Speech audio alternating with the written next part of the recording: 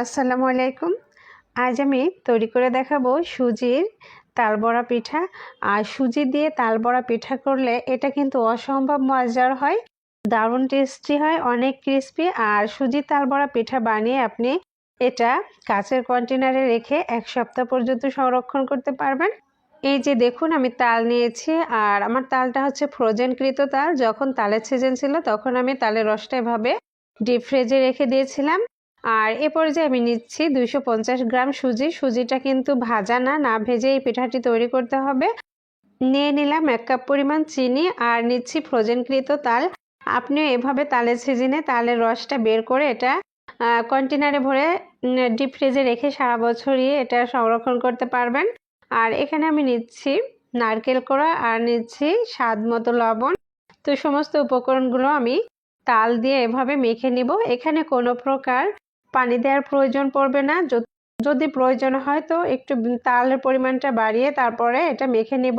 এই যে দেখুন, খুব সুন্দরভাবে এভাবে মেখে নিতে হবে। অসম্ভব মজার হয়। আপনি যখন ইচ্ছা তখন এভাবে বানিয়ে নিতে পারেন। আর ফ্রোজেনকৃত তাল দিয়ে মাত্র 10 মিনিটে আপনি এটা তৈরি করে নিতে পারবেন।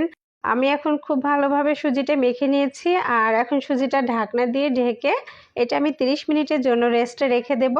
এতে করে সুজিটা ফুলে উঠবে আর পিঠাটা অনেক বেশি মজার হবে আর অনেক বেশি টেস্টি হবে। এই যে দেখুন, 30 মিনিট পর আমি এই যে এভাবে ছোট ছোট বলের মতো করে এখন আমি এটা প্যানে দিয়ে দিচ্ছি। আর প্যানে আমি আগের থেকেই তেল গরম করতে দিয়েছিলাম। তেলটা হালকা গরম করে তারপরে বড়াগুলো দিতে হবে। অতিরিক্ত গরম করে এই বড়াটা কখনোই করবেন না, তাহলে বড়াটা সুন্দর হবে না।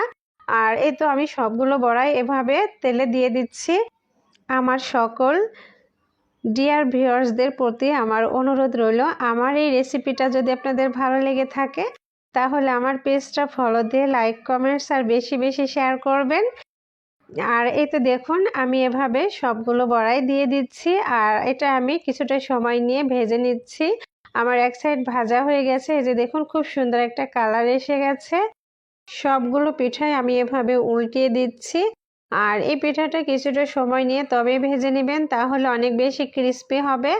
আর এই পিঠাটি বানিয়ে আপনি পুরো 1 সপ্তাহ পর্যন্ত সংরক্ষণ করতে পারবেন, কোনো প্রকারই নষ্ট হবে না। এটা নর্মালে রেখেই আপনি একটা কাচের কন্টেনারে রাখতে পারেন, তাহলে দেখবেন যখনই খাইতে ইচ্ছে করবে তখনই কন্টেনার থেকে বের করে খাইতে পারবেন। অসম্ভব মজার এই পিঠাটি যদি আপনাদের ভালো লাগে থাকে তাহলে আমার পেজটি ফলো দিতে প্লিজ ভুলবেন না।